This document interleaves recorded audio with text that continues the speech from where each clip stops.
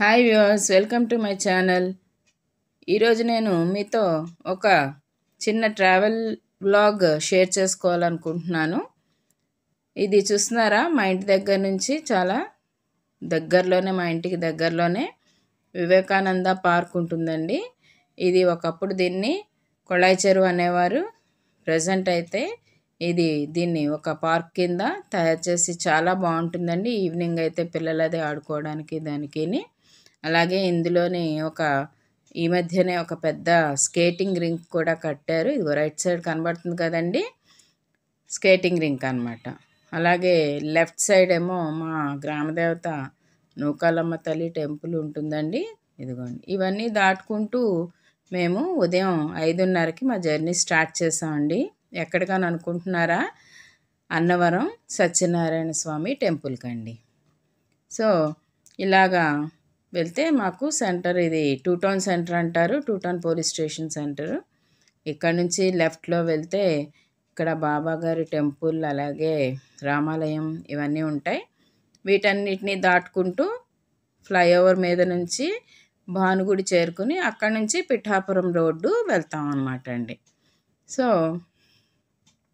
Pithapuram road నుంచి ఇదిగోండి Bhanugudi centre అనమాట. భానుగుడి సెంటర్ నుంచి ఇలా తిన్నంగా వెళ్తే మనకి మధ్యలో సర్పవరం జంక్షన్, అలాగే అచ్చంపేట జంక్షన్, ఈ రెండు దాటిన తర్వాత తిమ్మాపురం వస్తుంది. తిమ్మాపురం మీద నుంచి వెళ్తే డైరెక్ట్గా చిత్రాడ అనే ప్రదేశం వస్తుందండి.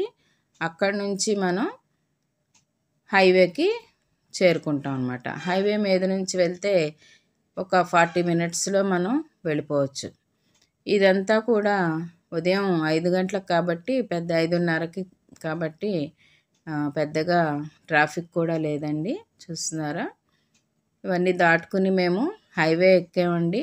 చూసారా, ఉదయం 6 అవుతుంది, సూర్యోదయం అవుతుంది కదా. చూడండి ఎంత బాగుందో, సీనరీ చాలా బాగుందండి. వాతావరణం చాలా ప్లెజెంట్గా ఉంది. ఎర్లీ మార్నింగ్ వలన జర్నీ చాలా హ్యాపీగా సాగుతుందండి. ఇలాగా మేము పిఠాపురం దాటేసాం, అప్పుడే గొల్లప్రోలు దగ్గరగా వస్తున్నాం. ఈ హైవే మీద ఇంకొంచెం ముందుకు వెళ్తే గొల్లప్రోలు టోల్ ప్లాజా వస్తుంది. గొల్లప్రోలు టోల్ ప్లాజా దాటిన తర్వాత ఒక 10 నిమిషాలు ప్రయాణం చేస్తే లెఫ్ట్ సైడు తాటిపర్తి అనే ఒక గ్రామం వస్తుందండి. ఈ తాటిపర్తి గ్రామం లో ఒక 2 టెంపుల్స్, చాలా ప్రసిద్ధి చెందిన టెంపుల్స్ ఉంటాయి. ఒకటి అపర్ణాదేవి టెంపుల్ అండ్ రెండోది సుబ్రహ్మణ్యేశ్వర స్వామి టెంపుల్ అన్నమాట. ఈ రెండు కూడా చాలా ప్రసిద్ధి చెందిన దేవాలయాలండి. తర్వాత ఇక్కడ మగ్గం మీద నేసిన పట్టు చీరలు అవి కూడా చాలా బాగుంటాయి. మీకు అంటే కాకినాడ నుంచి అయితే ఒక 1 అవర్ పడుతుంది జర్నీ లోపలికి. ఇదిగోండి, టోల్ ప్లాజా దగ్గరికి వచ్చేసాం, గొల్లప్రోలు. ఇది దాటిన తర్వాత మనం ఆ తాటిపర్తి గ్రామం వెళ్ళడానికి లెఫ్ట్ సైడ్ తీసుకోవాల్సి ఉంటుందండి.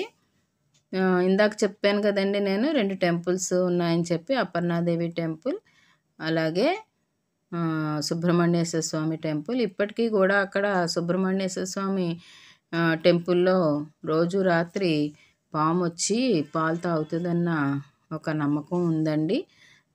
చాలా నమ్మకమైన దేవుడు అనమాట అక్కడ సుబ్రహ్మణ్యేశ్వర స్వామి.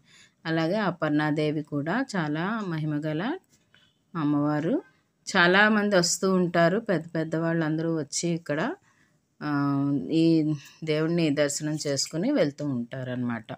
అలాగే ఇక్కడ పట్టు చీరల వ్యాపారం కూడా చాలా బాగా జరుగుతుందండి. మగ్గాల మీద నేసి అమ్ముతారు. అలాగే ఇక్కడి నుంచి ఉప్పాడకి కూడా చాలా వరకు నేత చీరలు వెళ్తాయన్నమాట, వీళ్ళే పంపిస్తూ ఉంటారు. సో అది తాటిపర్తి గ్రామం గురించండి.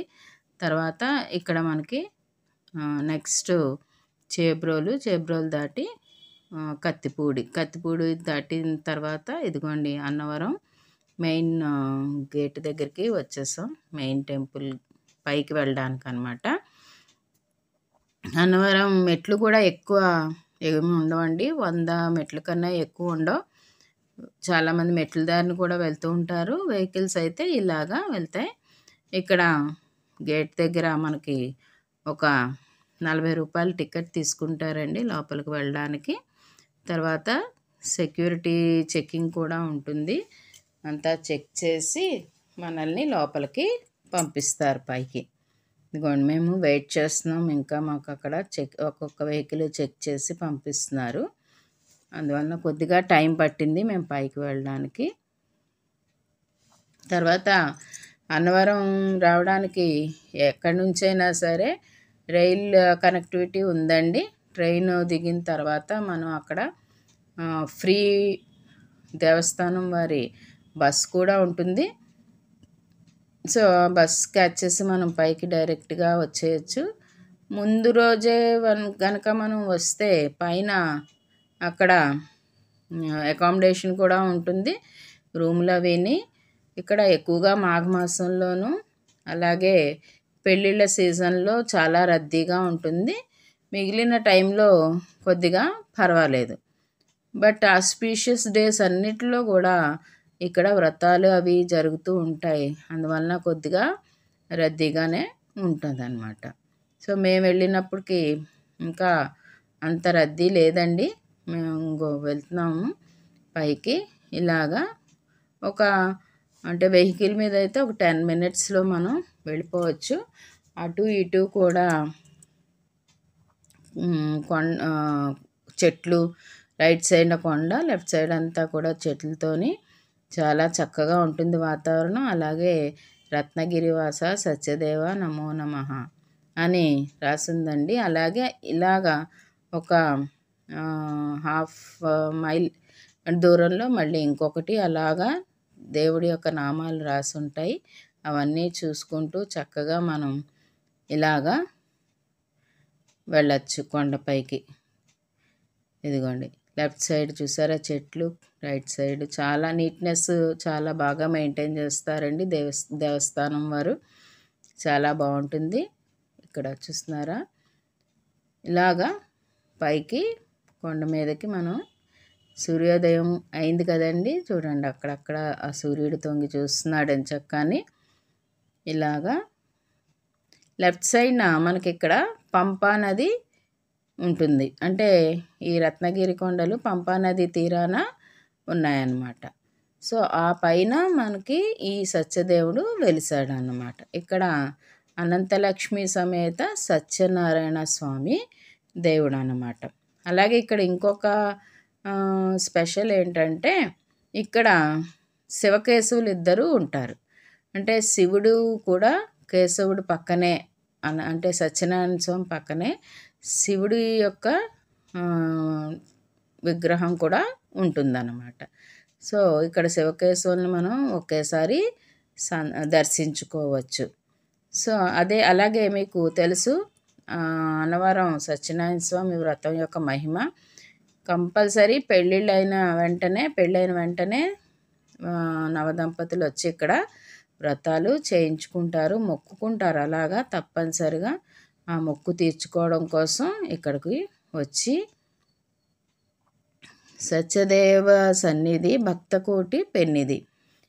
చూస్తున్నారా ఎంత బాగా రాశారో ఆ దేవుని యొక్క మహిమ. సో ఇలాగా అలాగే మనం మొక్కుకున్న తర్వాత మొక్కు తీర్చకపోయినా మనకి కొంచెం అంటే ఇబ్బందులు వస్తాయి. అది నమ్మాలి, నమ్మకం మీద ఆధారపడి ఉంటుంది. అలాగే సో ఇగో చూడండి మేము కొండపైకి చేరుకున్నామండి. కొండపైన కూడా చూస్తున్నారా ఎంత నీట్గా ఉందో. తర్వాత ఎక్కడికక్కడే సెక్యూరిటీ వాళ్ళు కూడా మనకి చాలా హెల్ప్ చేస్తారు. మేము కార్ పార్కింగ్ చేసి ఇలాగా కొండపైకి వచ్చామన్నమాట అండి. ఇక్కడ ఇది మెయిన్ ఎంట్రన్స్. కొండ పైన మనం ఇలాగా వెళ్తే అదిగోండి గోపురం కనబడుతుంది కదండి. ఆ గోపురం ముందు వే ఉంటుంది. అందులోంచి మనం లోపలికి వెళ్తే అక్కడ మనకి వ్రతం చేసుకోవడానికి అవసరమయ్యే టికెట్లు అవన్నీ కూడా అక్కడ కౌంటర్ ఉంటుంది. రైట్ సైడ్న కౌంటర్ ఉంటుంది. అలాగే లెఫ్ట్ సైడ్న వ్రత మండపాలు ఉంటాయి. ఇక్కడ వ్రతాలు కూడా 2-3 రకాలుగా ఉంటాయండి. కామన్గా ఎక్కువ మందిని కూర్చోబెట్టి చేసేదానికి ఒక 300 రూపాయలు టికెట్ తీసుకుంటారు. ఒక పెద్ద మండపం ఉంటుంది. అందులో ఎన్ని జంటలు ఎంతమంది పడితే అంతమందికి కూడా కలిపి చేస్తారు. చాలా బాగుంటుందండి ఇక్కడ వ్రతం చేయించుకుంటుంటే మనకి అదొక రకమైన ఆనందం కలుగుతుంది మనకి. సో అలాగే 1000 రూపాయలు, 2000 ఇగోండి ఇది రైట్ సైడ్ ఇప్పుడు చూపించాను కదండి, అక్కడ కౌంటర్ అనమాట, టికెట్ల కౌంటరు. ఇది టికెట్ తీసుకుని మనం ఇక్కడ తీసుకుని లెఫ్ట్ సైడ్కి వెళ్తే వ్రత మండపాలు ఉంటాయన్నమాట, కామన్గా చేసేవి. అలా కాకుండా మనకు 1000 రూపాయల టికెట్ తీసుకుంటే గుడిలో ధ్వజస్తంభం ముందు మనకి వ్రతం చేయిస్తారండి. ఇలాగా మేము కూడా కామన్గా అందరితో పాటు ఇలాగా మేము వ్రతం చేసుకున్నాం. అక్కడి నుంచి దేవుని దర్శనంకి వెళ్ళాం. దేవుని దర్శనం అయిన తర్వాత మేము ఇంటికి వచ్చిన తర్వాత అక్కడ రావి చెట్టు ఉంటుంది. రావి చెట్టు దగ్గర మనం 365 ఒత్తులు, నేతి ఒత్తులు వెలిగించుకుంటారండి చాలామంది. మేము కూడా వెలిగించాము. తర్వాత ఇది అమ్మవారిని, స్వామివారిని కళ్యాణంకి ఊరేగిస్తూ తీసుకువెళ్తున్నారండి. ఇదిగోండి కళ్యాణం జరుగుతుంది ఇక్కడ సత్యనారాయణ స్వామికి.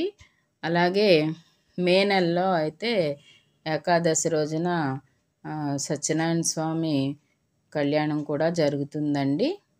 అయిన తర్వాత మేము అక్కడ గోశాలు ఉంటే దర్శనం చేసుకుని ఒకసారి అక్కడ ఈ టెంపుల్ చూసారు, ఎంట్రన్స్ ఉంది కదండి, ఎంట్రన్స్ దగ్గర నిల్చుని చూస్తే మొత్తం అంతా చక్కగా కనబడుతుంది. అలా ఒకసారి చూసి మొత్తం ఇవ్వండి అలా అంతా కనబడుతుంది అన్నమాట. అక్కడి నుంచి క్రిందకి దిగి ప్రసాదం తీసుకుని అక్కడ రామాలయం ఉంటుందండి. ఆ రామాలయం మేము ఎప్పుడు వెళ్ళినా తప్పనిసరిగా దర్శనం చేసుకుంటాం. రామాలయంలో అలాగే ఆంజనేయ స్వామి టెంపుల్ కూడా చూసుకుని అక్కడి నుంచి తిరుగు ప్రయాణం స్టార్ట్ అయ్యామండి. ఇగో చూస్తున్నారా, లెఫ్ట్ సైడ్న పంపానది కనబడుతుంది కదా మీకు. ఇదిగోండి ఈ పంపానది తీరంలో స్వామివారి కళ్యాణం అయిన తర్వాత తెప్పోత్సవం అవి కూడా నిర్వహిస్తారండి. చాలా బాగుంటుంది. ఈ వ్యూ అంతా కూడా చాలా అందంగా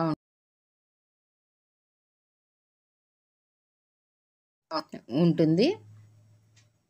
మేము ఇలా క్రిందకి దిగిన తర్వాత క్రిందన టిఫిన్ చేసి కాకినాడకి బయలుదేరామండి తిరుగు ప్రయాణం. మరి మీకు కూడా చూడాలనిపిస్తుందా, ఇలా వ్రతం చేయించుకోవాలనిపిస్తుందా? తప్పకుండా వెళ్ళి దర్శనం చేసుకుని వ్రతం చేసుకోండి. ఈ వీడియో కనుక మీకు నచ్చితే లైక్ చేయండి, నా ఛానల్ని సబ్స్క్రైబ్ చేసుకోండి.